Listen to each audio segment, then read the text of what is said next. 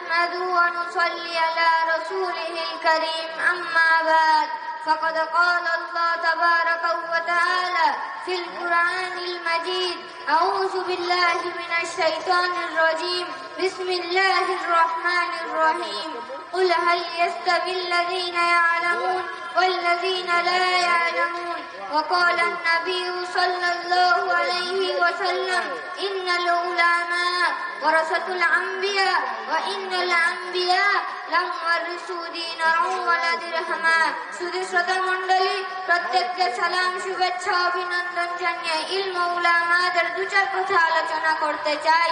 তালাবুল ইলমি ফরিদাতুন আলা কুল্লি মুসলিম। উক্ত হাদিসে বিশ্ববিখ্যাত গুরু হযরত মুহাম্মদ সাল্লাল্লাহু আলাইহি ওয়াসাল্লাম উম্মতের সমস্ত পুরুষ ও মহিলা, শিশু ও যুবকের জন্য ইলমে দ্বীন শিক্ষা অর্জন করা অপরিহার্য করে দিয়েছেন। আল্লাহ রাব্বুল আলামিন যুগে যুগে নবী রাসূলগণকে প্রেরণ করেছেন মানব জাতিকে ইহকাল ও পরকাল মুক্তির পথ প্রদর্শনের জন্য। শেষ নবী হযরত মুহাম্মদ সাল্লাল্লাহু আলাইহি ওয়াসাল্লাম যার ধারাবাহিকতা শেষ হয়েছে আর যুগের পরম্পরা যে উলামায়ে ইকরামের দায়িত্ব পালন করেছেন।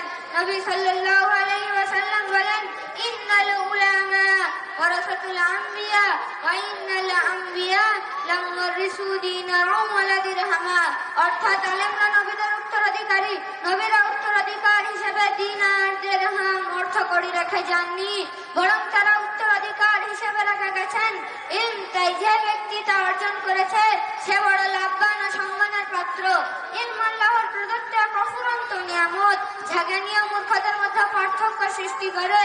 আল্লাহ তাআলা বলেন, কুল হাল ইয়াস্তাবিল লাযীনা ইয়ালামুন ওয়াল লাযীনা লা ইয়ালামুন। অর্থাৎ যারা জানে এবং জানে না তারা কোনোদিন সমান হতে পারে না। সম্মানিত উপস্থিতি, একজন আলেম দেশ ও জাতির গুরুত্বপূর্ণ সম্পদ, মূল্যবান সম্পদ হারিয়ে গেলে মানুষ যেমন দিশেহারা হয়ে পড়ে, ঠিক তেমনি কোন আলেম বিদায় নিলে দেশ ও সমাজ অচল হয়ে পড়ে, মানুষ পথভ্রষ্টের পথে পতিত হয়। তাই বলা হয় মাউতুল আলিমিল মাউতুল আলাম। অর্থাৎ একজন আলেমের মৃত্যু সারা বিশ্বের মৃত্যুর সমতুল্য। আমার প্রিয় গুরুজন ও ভাইয়েরা, আলেম উলামা যদি না থাকে তাহলে মানুষের মধ্যে দ্বীনের জ্ঞান থাকবে না। আর যখন মানুষের মধ্যে দ্বীনের জ্ঞান থাকবে না, সে তার মন চাহি জিন্দেগি অতিবাহিত করবে, তার নফস করা প্রভু ইহকাল ও পরকাল বরবাদ করবে। একজন প্রকৃত আলেম যদি না থাকে তাহলে মানুষ মানুষত্ব ভুলে গিয়ে চতুষ্পথের যন্ত্রতে পরিণত হবে। তাই একজন প্রকৃত আলেমকে দান করা হয়েছে সর্বোচ্চ মর্যাদা। হযরত উবাদা ইবনে সামাদ রাদিয়াল্লাহু তাআলা থেকে বর্ণিত, তিনি বলেন, রাসূলুল্লাহ সাল্লাল্লাহু আলাইহি ওয়াসাল্লাম বলেছেন, ওই ব্যক্তি আমার আরশের উপর নেই যে বড়দের সম্মান করে না, ছোটদের স্নেহ করে না এবং আমাদের আলেমদের প্রাপ্ত মর্যাদা প্রদান করে না। সম্মানিত সুধী, মানুষের মৃত্যুবরণ করার সঙ্গে সঙ্গে তার আমল বন্ধ হয়ে যায়, কিন্তু একজন আলেমের আমল বন্ধ হয় না, কারণ হাজার হাজার মানুষ জীবিত অবস্থায় তার থেকে জ্ঞান অর্জন করে উপকৃত হয়েছে। শুধু তাই নয়, সর্বৈব আল্লাহ তাআলা যাদেরকে নিজ হাত সত্তার সঙ্গে সম্পৃক্ত করেছেন তাদেরকে সম্মান করা প্রত্যেক মুসলমানের জন্য আবশ্যক।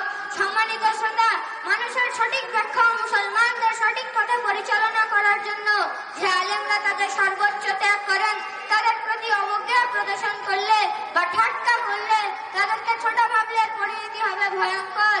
আলেমদের সঙ্গে শত্রুতা পোষণ করা মানে আল্লাহর সঙ্গে শত্রু যুদ্ধের আমন্ত্রণ। আশাকির রহমাতুল্লাহ বলেন, যে ব্যক্তি আলেমদের প্রতি কটু বা খারাপ শব্দ ব্যবহার করে তার মৃত্যুবরণ করার পূর্বে অন্তর মরে যাবে। অবশেষে হযরত উমর ইবনে আব্দুল আজিজ রহমাতুল্লাহর একটি স্বর্ণবাণী আমার বক্তব্য হইতে টানব।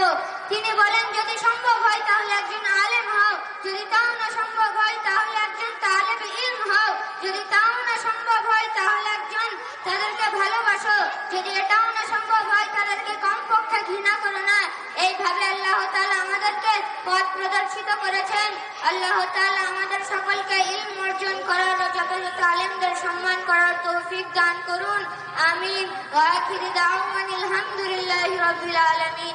আসসালামু আলাইকুম ওয়া রাহমাতুল্লাহি ওয়া বারাকাতুহু। ওয়া আলাইকুম আসসালাম ওয়া রাহমাতুল্লাহি ওয়া বারাকাতুহু। মাশাআল্লাহ, ইলম ও উলামাদের মর্যাদা সম্পর্কে খুব সুন্দর বক্তব্য পেশ করেছে।